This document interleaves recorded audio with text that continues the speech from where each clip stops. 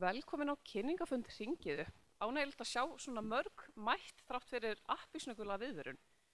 Þannig að við ætlum að kynna fyrir ykkur Hringiðu í dag og áður en að við fáum hann Frey, verkefnastjóri hjá KLAK, til að segja okkur allt Hringiðu, ætli ég rétt að svona benda á þá bakhjarla sem eru að styrkja Hringiðu og er ástæðan svona fyrir því að við getum haldið svona metnaðarfullt og flott verkefni.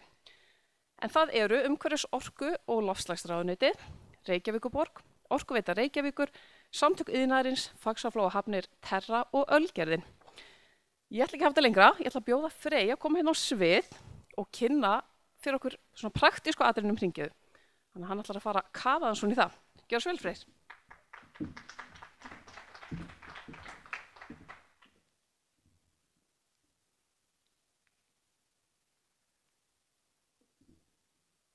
Já, komið sæl. Hringiða er sem sagt hraðall með áherslu á hringrásarhagkerfið og við byrjum með þetta árið 2001 en svo í fyrra þá tókum við þetta svolítið næsta skref lengra og fórum að vinna meira með Inspiralia og vorum þá að fókusa á einblína á live styrkjaáætlunina sérstaklega sem er stóru Evrópustyrkir í tengslu við hringrásarhagkerfið. Og höfum verið að vinna þá með sérfræðingur frá Rannís, Evris og Inspiralia til að taka þátt í þessari uppbyggingu á hraðlínum og hvernig á að sækja þessa Evrópustyrki. Þannig að kannski breytingin sem við erum að fara að gera núna í ár er að við erum að fara að vinna ennþá frekar með Inspiralia, við erum að fá þá til landsins og vera með okkur í vinnustofum hér. Það var mikil ánægja með hraðlín í fyrra en þeim fannst vanta kannski Þeir voru með okkur online og komu síðan bara í smá one-on-one session með teimunum. Þeim vildu fá einhverja vinnustofu með þeim bara á staðinum. Þannig að við erum að fara að breyta því núna í ár. Og þetta er í rauninni alveg einsdæmi að sé svona hraðall sem er að bjóða upp á þetta frítt. Það sem að það eru þessir Inspiralia, sérstaklega sérfræðingarnir, þetta er mjög dýr ráðgjöf. Og þetta er rosalega verðmætt fyrir fyrirtækin að hitta þessa aðila. Þetta eru svona helstu sérfræðingar í Evrópu og í þessum Evrópustyrkjum. Þannig að, og þetta var náttúrulega ekki hægt nema út af þessum bakhjarlum sem að Kolfinna var að fara yfir að áðan. En svo erum við líka bara í miklu samstarfi við aðila bara allt land, eins og Tæknisetrið, Sjávarklassan, Þróunarfélagið Breið, Rannís, Grænvang og Evris og Inspiralia. Og ég held að Orkuklassin meira að segja að fara að vera með okkur líka. Þannig að við erum alveg að reyna að snerta á öllum punktum þar. Og svo erum við þá með fjölmennan hóp, svona stýrihóp sem með okkur í þessu líka, að sjáum smá uppbyggingun á þessu og hjálpa okkur að finna flotta aðila til að taka þátt í þessu verkefni. Og þetta er fyrir nýsköpunarfyrirtæki og verkefni innan fyrirtækja og stofnana sem byggja á hugmyndafræði hringrásarhagkerfisins. En kannski munurinn á þessum hraðali og mörgum öðrum sem hefur verið að keyra er að þetta er ekki fyrir fyrirtæki á hugmyndastígi. Heldur er þetta fyrir fyrirtæki sem eru að skilgreina sig á TRL-skalanum 4 eða hærra. Þannig að það þarf að vera komin með frumgerð og þetta þarf að vera komin svolítið langt. Og eins og í fyrra þá vorum við með fyrirtæki sem hafa verið alveg í rekstri í meira en 10 ár sem að koma síðan inn í hraðalinn og eru þá tilbúin að fara í þessa Evrópustyrki. Þannig að þetta er alls ekki bara ekki fyrir hugmyndastigið. Og það er kannski gaman að líka, þetta er rosalega mikilvæg vinna. Þó við erum að tala um Evrópustyrkina, þá er þetta sem tengist bara rekstri á fyrirtæki almennt. Og það er svo gaman að segja frá því að núna til dæmis Treble Technologies fyrirtæki sem var á sama tíma voru að vinna með Inspiralia að sækja sér Evrópustyrk, Accelerator-styrkin, á sama tíma þau voru að fá fjármagn frá ríkissjóðum og fleirum. Og fengu þau raunin á sama tíma þá bæði 350 milljónir frá Evrópustyrknum og svo 900 milljón króna fjármögnun. Og þau töluðu bara hvað þetta virkaði vel saman líka, af því að þetta er ekki svona styrkir almennt, þetta er ekki tilgangslaus vinna, það er ástæða fyrir að þeir gera þetta. En svona hvernig hraðallinn er byggður upp? Hann hefst núna 14. mars og lýkur 4. maí. Og þetta eru 6 vikur af því að það eru 2 vikna pása þarna yfir páskatímabilið. Og þetta eru ekki 9 til 5 alla daga, þannig að þetta eru 2 dagar frá svona 9:30 til 2 og svo erum við með mentorafundi. Og það er reyndar mentorakerfið sem við höfum líka verið að taka upp á næsta stig frá því í fyrra. En ég fer aðeins betur í það núna eftir. Og svo verða alls konar viðburðir og endum á fjárfestadegi eins og við höfum verið að gera með okkar hraðala. fyrirkomulagi getið þið séð svo sem á hringiða.is, þannig ég ætla ekki að fara allt of ítarlega í það. En við förum yfir einmitt Evrópustyrkina og svona almennt sem að tengist í að byggja upp fyrirtæki og þarfagreiningu og fjárfestumhverfið. Svo erum við líka, leggjum alveg smá áherslu á framkomið þjálfun. Þetta gleymist mjög oft í, sérstaklega fyrir svona fyrirtæki sem eru í mikilli tækni og ef þið ætla að fara að sækja styrki, að síðasta skrefið að þið þurfið að kynna þetta fyrir ráðinu. Þannig að þetta er rosalega stór partur líka af því að sækja sér fjármagn, hvort sem það fyrir fjárfesta eða líka fyrir styrki. Og svo fyrir við í gegnum, hugvirkaréttina, sókn á erlenda markaði og svo vika 5 þegar Inspiralia koma til okkar til landsins og verða með okkur. Og svo fyrir við í aðgerðaráætlun, tölum bara hvernig líta næstu 18 mánuður hjá ykkur út og förum í gegnum bara skrefin og til að búa til gott roadmap fyrir það. Mentoraprógrammið, þetta eitthvað sem hefur verið í mikilli þróun hjá okkur og núna í fyrra þá fórum við út til Boston og keyptum leyfið af MIT Venture Mentoring Service sem hafa verið að hjálpa okkur að þróa þetta mentoraprógramm. Þau hafa verið með þetta prógramm í yfir 20 ár. Og við byrjum aðeins að prófa þetta núna í fyrra en við erum síðan þá höfum við farið út og fengið kennslu hjá þeim og það sem mun vera núna í hraðlunum er að allir mentorarnir sem munu taka þátt munu þurfa að sitja vinnustofu hjá sérfræðingunum frá MIT áður en þau koma.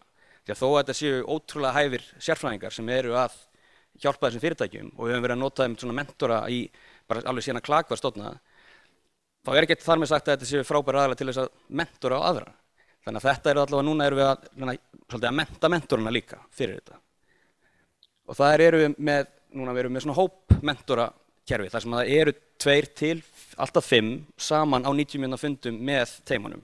En þetta er komið svona ráðgjafaráð og við hitta þau í 90 mínútur nokkru sinnum yfir ferlið og eftir að hraðli líkur sem er rosalega gott aðhald fyrir teimin og við finnum það, við erum búin að prófa þetta aðeins áfram í eins og DAFNA-prógramminu okkar sem eru þá fyrir styrk þegar Tækniþróunarsjóðs sem hengur sprota og vöxt hafa verið að fara í gegnum svona mentoraferli og það er bara samhljómur það hvað þetta skiptir miklu máli að hafa svona aðhald af reyndu fólki til þess að hjálpa sér með næstu skref. Umsóknarfresturinn er til 19. febrúar og hann er bara á hringiða.is og kannski bara til að enda á að ef það er einhverjum sem er að spá í hvort, eða svona er kannski að báða máttum hvort þetta sækjum eða ekki, þá hvet ég ykkur bara til að sækjum, það er rosalega einfalt að sækjum, þetta eru bara nokkra spurningar og svo tökum við viðtalið eftir og þá getum við kannski sé betur hvort að þessi hraðall sé eitthvað sem myndir skapa raunverulegt virði fyrir ykkur. Þannig endilega bara sækjum á hringiða.is. Takk fyrir.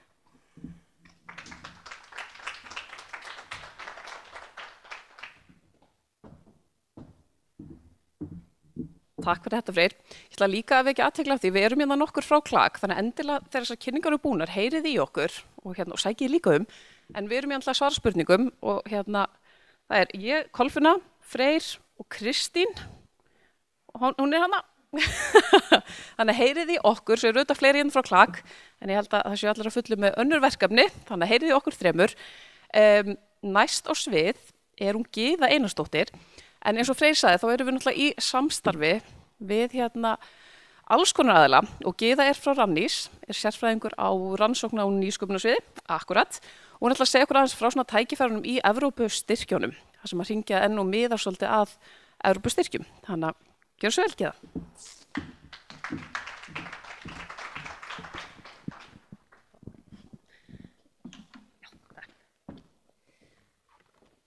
Já, sæl.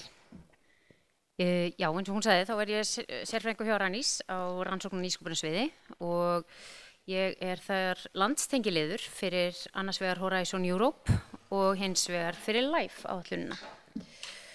Og ég ætla bara að segja örstutt Rannís, en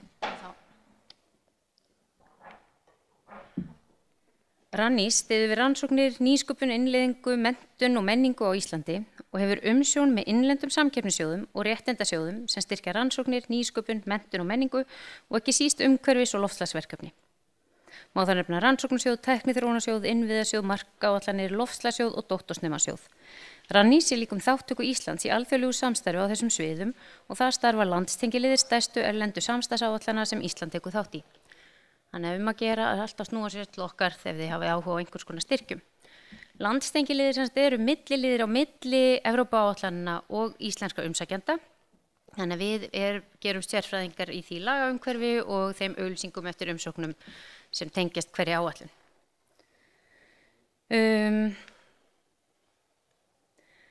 Ísland hefur tekið virkan þátt í samstarfsáætlunum Evrópusambandsins frá árinu 1994 þegar samningurinn Evrópska efnahagssvæðið tók formlega gildi.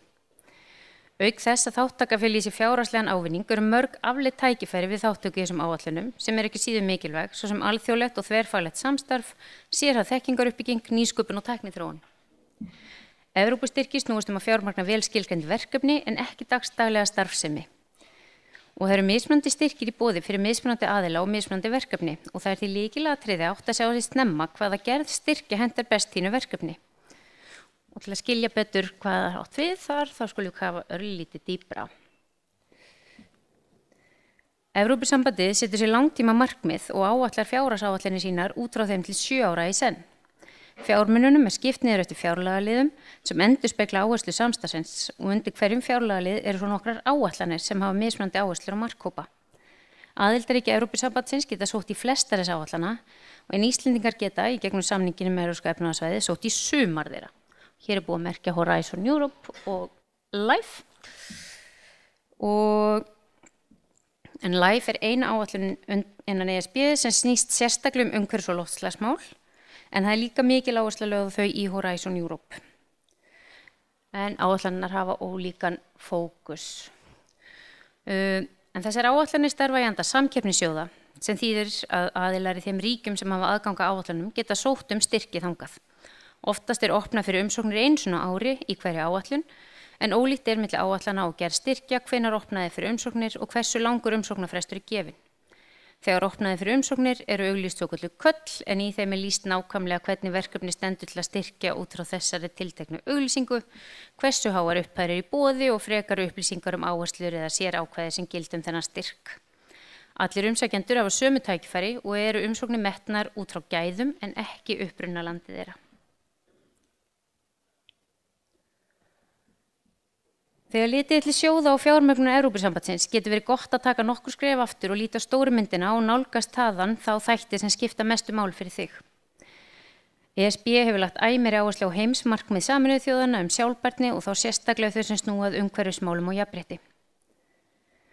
European Green Deal hefur verið þýtt bæði sem grænt samkomulag í Evrópu eða grænt samningur fyrir Evrópu og þetta áætlun að tryggja kolefnislausa Evrópu árið 2050. Og að jafnframt því verði gripið til aðgerða til þess að laga samfélög og efnahagskerfi Evrópu að áhrifum loftslagsbreytinga. Samningnum auk þess ætlað að vernda náttúruauðlindir og líffræðilegan fjölbreytileika Evrópu og þá skipar vernd hafsins einnig stóran sess í samningnum.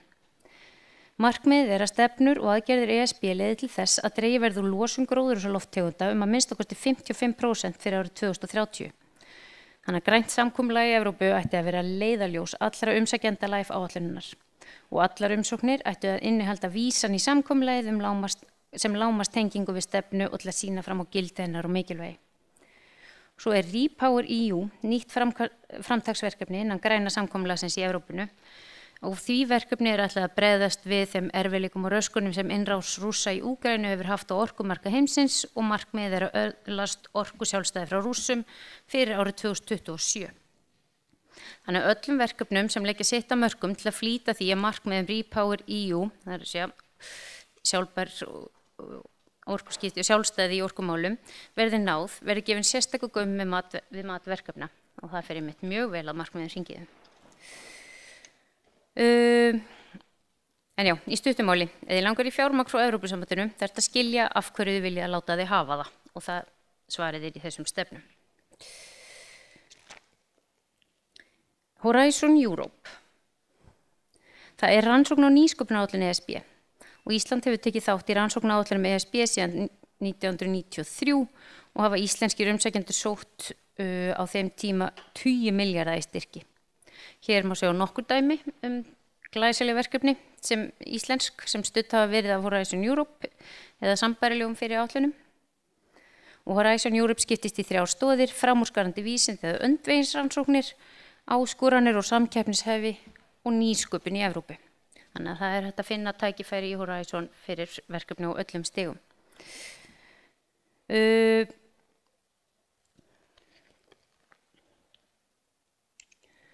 En Svo LIFE. Innleiðing löggjafar ESB náttúruvernd forgangsmál áætlunarinnar. LIFE hefur verið fjármagna verkefni síðan 1992 en Ísland hóf þáttöku árið 2021. Núverandi tímabil áætlunar tekur til áranna 2021 til 2027 og eru rúmlega 5,4 milljarðar evra til úthlutunar á tímabilinu. Markmið LIFE að leggja sitt af mörkum til að skapa orkusparandi hringrásarhagkerfi sem byggir á endurnýtanlegri orku og í stakk búið að bregðast við áhrifum loftslagsbreytinga. Það að vernda og auka gæði umhverfisins, að stöðva og snúa við eyðingu líffræðilegs fjölbreytileika og innan LIFE eru 4 undiráætlanir með ólíkar áherslur en þær tengjast þó allar með einhverjum hætti. Auk þess eru ólíka gerðir styrkja undir hverju og einni undiráætlanina. Undiráætlanir eru náttúra og líffræðilegu fjölbreytileiki, hringrásarhagkerfið og lífsgæði, loftslagsbreytingar, aðlögun og aðgerðir og orkuskipti. LIFE innleiðingaráætlun, ekki rannsóknaráætlun. Og það þýðir að verkefnin skuli miða því að leggja sitt af mörkum til þróunar á stefnum og löggjöf, eftirliti og fylgni við löggjöf og aðstoða aðildarríkin við að bæta og flýta innleiðing og framkvæmd brýnna verkefna á sviði umhverfis og loftslagsmála. En LIFE býður upp á fjölbreytta nálgun og mikinn sveigjanleika til að hanna verkefni sem þú trúir að geta haft víðtæk áhrif og til að sýna fram á lausnir sem hægt að endurtaka og nýta víðar.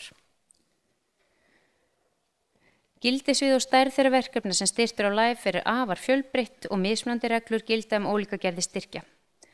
Í flestum LIFE styrkjum ekki farið fram á samstarfi erlenda aðila framkvæmd verkefna eins og gert í Horizon Europe og verkefnin geta verið staðbundin og takmarkast við tiltekið svæði á Íslandi. Styrkhlutfall oftast 60% af kostnaði verkefnisins en það eru undantekningar. Allir geta sótt sem eru lögaðilar, bara ekki einstaklingar. Markmiðið með undiráætlun LIFE náttúru og líffræðilega fjölbreytni annars vegar að stuðla að vernd og endurheimt evrópskrar náttúru og hins vegar að vinna gegn og snúa við hnignun líffræðilegra fjölbreytni. Undir þessum flokki eru náttúruverndarverkefni, sérstaklega þau sem ýta undir líffræðilega fjölbreytni, búsvæði eða tegundir og þá horft til verkefna sem leggja mörkum til innleiðingar í fugla og búsvæða tilskipuna Evrópusambandsins, sérstaklega Natura 2000. Markmiðið með undiráætlun LIFE áætlunar hringrásarhagkerfið og lífsgæði að greiða fyrir umbreytingu samfélagi átt að sjálfbæru, hringrásarmiðuðu, eiturefnalausu, orkunýtnu og loftslagsvænu hagkerfi. Einnig markmið að varðveita, endurheimta og bæta gæði umhverfisins með beinum aðgerðum með því að styðja við samþættingu þessara markmiða við aðra stefnumótun. Markmið með undiráætlun LIFE áætlunar loftslagsbreytingar að ýta undir breytingar í átt að sjálfbæru, kolefnishlutlausu og orkunýtnu hagkerfi sem byggir á endurnýjanlegum orkugjöfum og hefur viðnámsþrótt. Og svo undiráætlun orkuskipti og það markmið að ýta undir umbreytingu í átt að orkunýtnu, sjálfbæru, kolefnishlutlausu og sveigjanlegu hagkerfi. Því verða verkefni fjármögnuð sem samhæfa og styðja við aðgerðir á þessu sviði í Evrópu og vinna gegn markaðshindrunum sem standi í vegi fyrir nauðsynlegum breytingum í átt að hrein orkusamfélagi. En gildissvið og stærð þeirra verkefnum sem styrktur á LIFE afar fjölbreytt og mismunandi reglur gilda ólíkar gerðir styrkja. Verkefni standa öll jafn ekki lengur yfir en í 10 ár og hámarksstyrkupphæð fer yfirleitt eftir verkefnum en það kemur fram í auglýsingu eftir umsóknum fyrir hvern styrk fyrir sig. Það óbeinn kostnaður 7% í LIFE verkefnum, 25% í Horizon Europe en svo þetta kemur allt fram í auglýsingunum. En það getur verið áskorun í sjálfu sér að kynna sér styrkja umhverfi Evrópusambandsins. En ávinningurinn getur verið gríðarlegur og flest sem hafa farið af stað þessa vegferð snúa ekki við. Og þú aldrei að þurfa að forðast þátttöku í áætlunum ESB vegna skorts á þekkingu eða stuðningi því það mikla þjónustu að hafa fyrir þau sem vilja kynna sér þetta frekar. Þannig að ég hvet ykkur öll til að sækja í hringiðu og bæði þau og aðra að hafa samband við mig eða kollega hjá Rannís ef þið eru forvitin þetta frekar. Takk fyrir.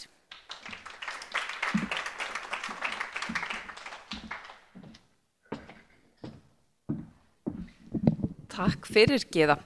Og eins og ég sagði með klak þá verður Gyða nú hérna eitthvað aðeins áfram þannig að þið getið spjallað við hana. Hún setti líka nárspjald sitt hérna á borðið Þannig að þetta er enginn að missa af gyðu. En eins og Freyr kom inn á, þá erum við að keyra hringið í 3. sinn og síðustu 2 ára hafa farið í gegn 7 teymi á hverju ári og við höfum fengið hana Hafrúnu Þorvaldsdóttur, framkvæmdastjóra E1 til að koma og segja okkur aðeins frá hvað E1 er að gera og svona hvernig það var að taka þátt í hringiðu. Gjörðu svo vel, Hafrún.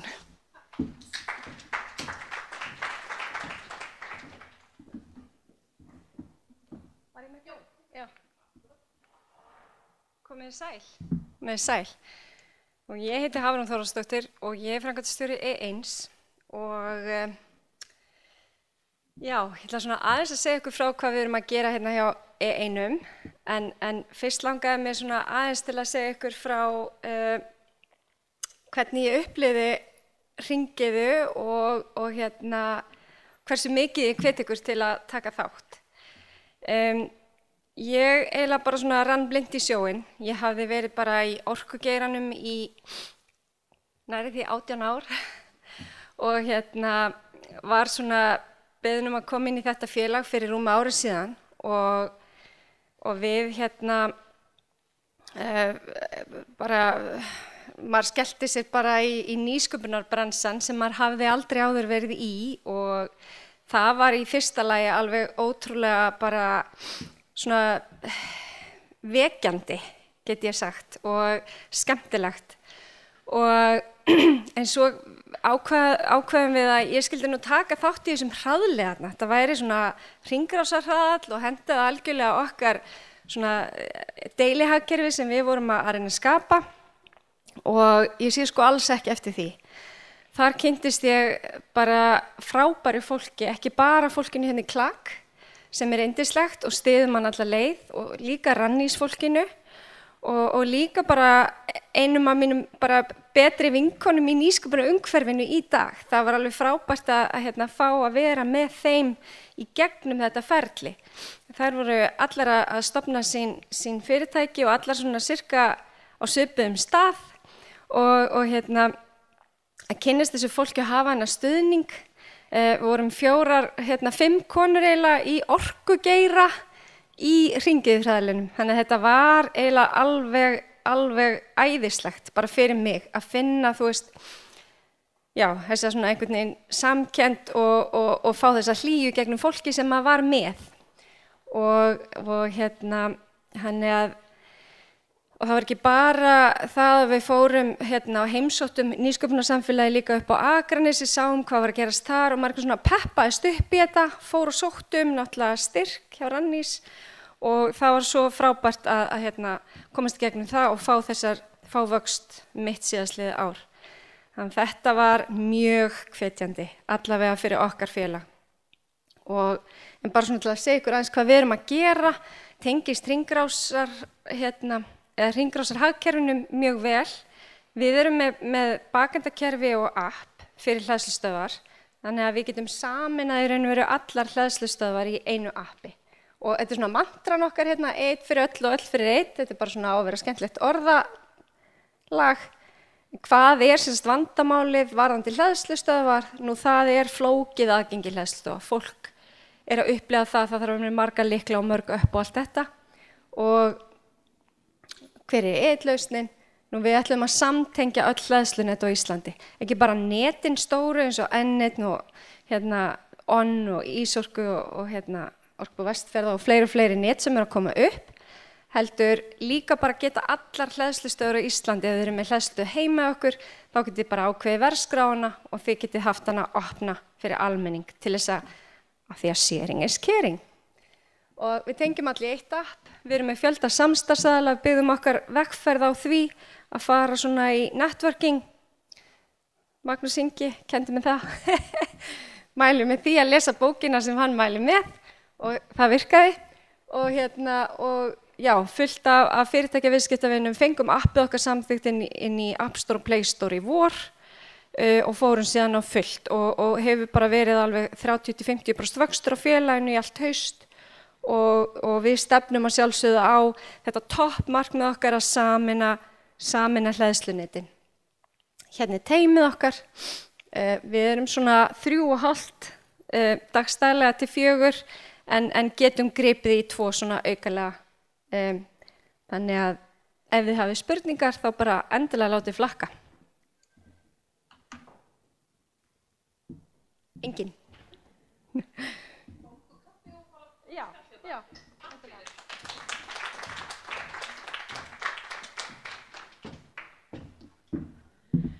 Kærar þakkir. Ég vona þessu öll mjög peppuð núna að sækjum í hringið.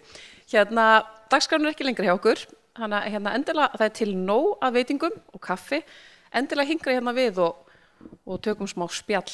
En takk fyrir komuna og sækjum fyrir 19. febrúar á hringiða.is. Takk fyrir.